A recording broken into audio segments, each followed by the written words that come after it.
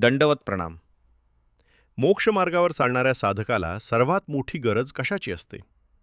भक्तीची, ज्ञानाची की परमेश्वराच्या कृपेची?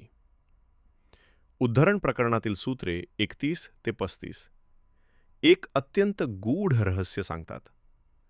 सत्ता ज्ञान म्हणजे नेमके काय? आणि हे ज्ञान प्राप्त झाल्यावर जीवामध्ये असा कोणता बदल होतो की त्याला स्वतःची कर्मे, विघ्ने आणि मोक्षमार्ग स्पष्ट दिसू लागतो? आज आपण या अद्भुत सूत्रांचा अर्थ समजून घेणार आहोत. सत्ता म्हणजे काय? 31वे सूत्र सांगते, सत्ता बोलीजे, सुचा बोलीजे, अव्यभिचार्य ज्ञान बोलीजे. सत्ता म्हणजे असे ज्ञान जे कधी बदलत नाही, जे परिस्थितीनुसार डळमळत नाही, जे संशयानं नष्ट होत नाही. म्हणून त्याला सुचा आणि अव्यभिचार्य ज्ञान असे म्हटले आहे. हे मत किंवा कल्पना नसते, हे शाश्वत सत्याचे ज्ञान असते. सत्ता अनुभवता येते. 32वे सूत्र सांगते, सत्ता ते विदित. सत्ता ज्ञान हे फक्त ऐकायचे किंवा वाचायचे नसते, ते प्रत्यक्ष अनुभवायचे असते.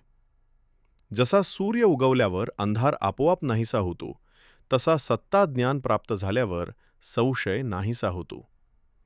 जीवाला परमेश्वराचे अस्तित्व अनुभवानं कळतं ते. अपरोक्ष ज्ञान म्हणजे काय? 33वे सूत्र सांगते, सत्ता ज्ञानतेची अपरोक्ष ज्ञान. अपरोक्ष ज्ञान म्हणजे दुसऱ्याच्या सांगण्यावर आधारित ज्ञान नव्हे, हे थेट अनुभवाचे ज्ञान आहे. उदाहरणार्थ, कोणी मध गोड असतो असे सांगितले तर ते परोक्ष ज्ञान. पण स्वतः मध चाखून गोडवा अनुभवला तर ते अपरोक्ष ज्ञान. त्याचप्रमाणे परमेश्वराबद्दल ऐकणं वेगळे आणि परमेश्वराचा अनुभव घेणं वेगळे. सत्ता ज्ञान म्हणजे परमेश्वराचा प्रत्यक्ष अनुभव. सत्ता ज्ञानीला काय प्राप्त होते? 34वे सूत्र अत्यंत महत्त्वाचे आहे. सत्ता ज्ञानी अशेष कर्म जाणे. सत्ताज्ञान प्राप्त झाल्यावर जीवाला स्वतःची कर्मे समजू लागतात. त्याच्या दुःखांचे कारण समजू लागते. त्याच्या आध्यात्मिक प्रवासातील अडथळे स्पष्ट दिसू लागतात. तो अंधारात चालणारा प्रवासी राहत नाही, त्याला दिशा मिळते. कर्मक्षाळणीचा उपाय सूत्र पुढे सांगते, कर्मक्षाळणी उपावो जाणे. सत्ताज्ञानी जीवाला केवळ कर्मांची जाणीव होत नाही, तर ती कर्मे कशी नष्ट करायची हे देखील समजते. तो जाणतो की कर्मनाशाचा मार्ग म्हणजे परमेश्वराचे अनुसरण, भक्ती, सान्निध्य, कृपा. यामुळे कर्मबंधन हळूहळू कमी होत जाते. विघ्ने आणि त्यांचे निवारण. सूत्र पुढे म्हणते, एते विघ्न जाणे, विघ्नोपशमू जाणे.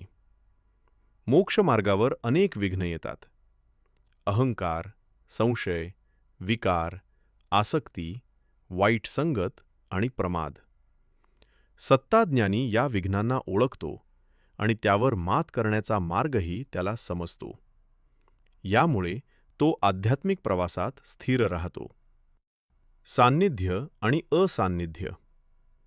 35वे सूत्र सांगते, सन्निधानी क्षाळीन कांग असन्निधानी क्षाळीन. परमेश्वर जीवाची कर्मे 2 प्रकारे नष्ट करतो. सान्निध्यात जेव्हा जीव प्रत्यक्ष परमेश्वराच्या संपर्कात असतो, तेव्हा कर्मांचा नाश अधिक वेगानं होतो. असान्निध्यात परमेश्वर प्रत्यक्ष समोर नसला तरी भक्ती, स्मरण आणि अनुसरणामुळे कर्मक्षालन चालू राहते. यातून परमेश्वराची अनंत कृपा दिसून येते. तात्विक संदेश. या सूत्रांचा मुख्य संदेश असा आहे, सत्ताज्ञान म्हणजे अव्यभिचार्य ज्ञान. ते अनुभवानं प्राप्त होते. तेच अपरोक्ष ज्ञान आहे. सत्ताज्ञानी स्वतःची कर्मे ओळखतो, कर्मनाशाचा मार्ग समजतो, विघ्ने आणि त्यांचे उपाय समजतात. परमेश्वर सान्निध्यात आणि असान्निध्यातही कर्मक्षालन करतो. फ्लो टू रिमेंबर सूत्रे 31 ते 35. लक्षात ठेवण्यासाठी हे सूत्र लक्षात ठेवा. सत्ता विदित अपरोक्ष ज्ञान, कर्मांची जाणीव, कर्मक्षाळणी, विघ्ने, विघ्नोपशम, सान्निध्य, असान्निध्य.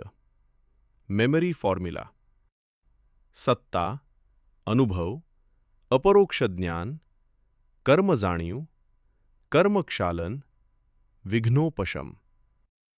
कन्क्ल्यूजन: उद्धरण प्रकरणातील ही सूत्रे सांगतात की सत्ताज्ञान म्हणजे केवळ माहिती नव्हे, ते परमेश्वराच्या सत्याचे प्रत्यक्ष अनुभवात्मक ज्ञान आहे.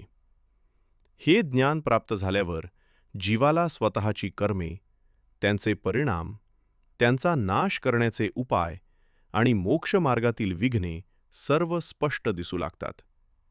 आणि सर्वात महत्त्वाचे म्हणजे परमेश्वर आपल्या कृपेने सान्निध्यात किंवा असान्निध्यातही जीवाचे कर्मक्षालन करत राहतो. हीच उद्धरण प्रकरणातील अत्यंत आश्वासक आणि दिव्य शिकवण आहे. सूत्रांमधील सर्वात गहन विचार कोणता वाटला? सत्ताज्ञान म्हणजे अपरोक्ष ज्ञान? कर्मक्षाळणीचे रहस्य?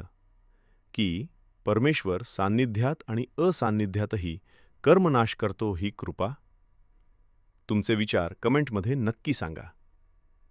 महानुभाव पंथाचा इतिहास, ब्रह्मविद्या आणि लीळा चरित्राचे गूढ रहस्य सोप्या भाषेत समजून घेण्यासाठी महानुभाव ज्ञानगंगा चॅनलला सबस्क्राईब करा.